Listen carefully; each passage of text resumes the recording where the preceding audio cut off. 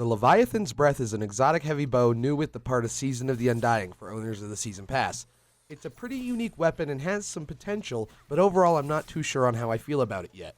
But enough of that, let's just jump in with the Leviathan's Breath. Stay a while and listen.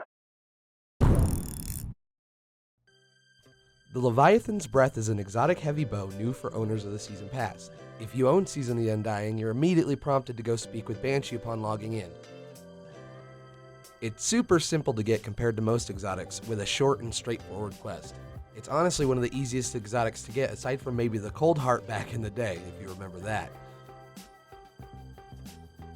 Once you do go speak to the gunsmith at the tower, he tasks you with visiting his private workshop in the tower, and says Cade will tell you where the secret entrance is.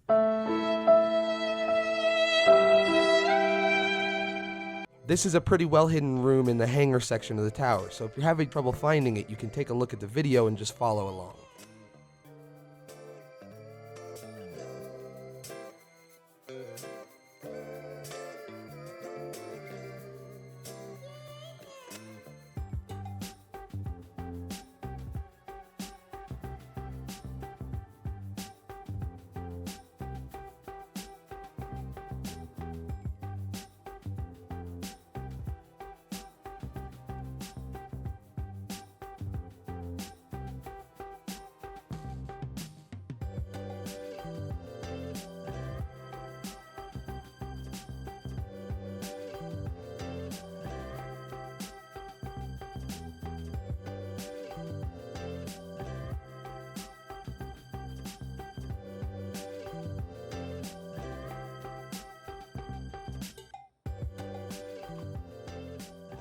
Once you get there, you find the case is locked, and after returning to Banshee again, you begin working on a key code to open it. The first step is to gather data for the new key code from Gambit, Gambit Prime, Vanguard Strikes, and Nightfalls. For this step, all levels of Nightfall and Gambit Prime specifically are going to be worth more progress than anything else. For instance, it only took 2 920 level Nightfalls to knock this guy out 100%, which also will get you most of the way towards your weekly powerful reward as well. The same goes for Gambit Prime. That said, the Nightfall is probably one of the better ways to go about it, especially because the 920 difficulty is still match-made, which is super nice for solo players, and you have a higher chance of getting things like exotics and upgrade materials than you do playing just standard Gambit. After you knock out your Gambit or Strikes, your next goal is to gather precision data for Banshee. For this, you have to kill Vex or Cabal with precision final blows from bows. This is pretty straightforward, just go out there and get your Legolas on. I'd say Lost Sectors or the Vex Offensive would be pretty solid farm spots, but nothing even competes with the Leviathan Castellum. Just drop in there and let loose for a while. You have unlimited enemies to farm, and you'll have this step done in no time. Your last real objective is to run a special version of the Arms Dealer's Strike. It's at 900 light and has the modifiers Iron, Blackout, and Harsh Elements on.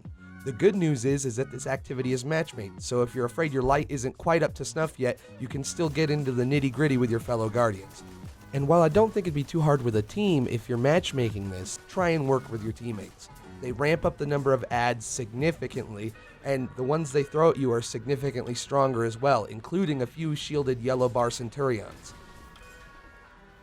Another element that I noticed was the Cabal orbital missile strikes being targeted on your position about once every 15 seconds, including the burning damage. It gets pretty hectic, but if you work with your teammates and stay focused, you'll have it done. And once you get that complete, you're practically finished with the quest. Return to Banshee to finish up the key code, run all the way back through the secret little passage to the hidden room in the hangar, open the glass, and grab your new bow. The Leviathan's Breath comes with the intrinsic perk Big Game Hunter, fires a massive heavy bolt that staggers unshielded enemy combatants, and its unique perk Leviathan Sigh. When fully drawn, the bolt creates a large concussive blast that knocks enemies back. Overall, I'm not super impressed with the Leviathan's Breath. Compared to many other exotics like an Izanagi's Burden, it's just not going to be worth the pick most of the times, and as far as novelty is concerned, I'd rather use something like the Fighting Lion or the Ariana's Vow, especially compared to the Ariana's Vow. For example, a primary turned secondary, ding ding ding, totally works. Primary turned heavy, not so much. It's simply too cumbersome with that long draw time and too limited on ammo for me to pack it around reliably. It's pretty fun though, just blasting groups of enemies with its concussive blast, and it's intrinsically good at dealing with unstoppable enemies in nightmare hunts and the Nightfall. But in specific scenarios like with Heavyweight and Void Singe on, I could see this one at least being kinda fun to use, especially when you have ammo in surplus. I definitely recommend getting it if you have the Season Pass, if only for its ease of access and potential quick bump to your life, especially if you haven't gotten a heavy weapon upgrade in a while.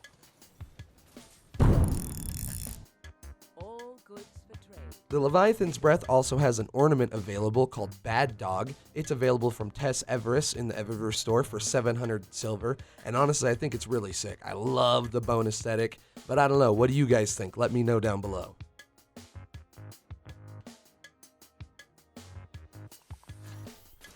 So there it is, the Leviathan's Breath exotic bow.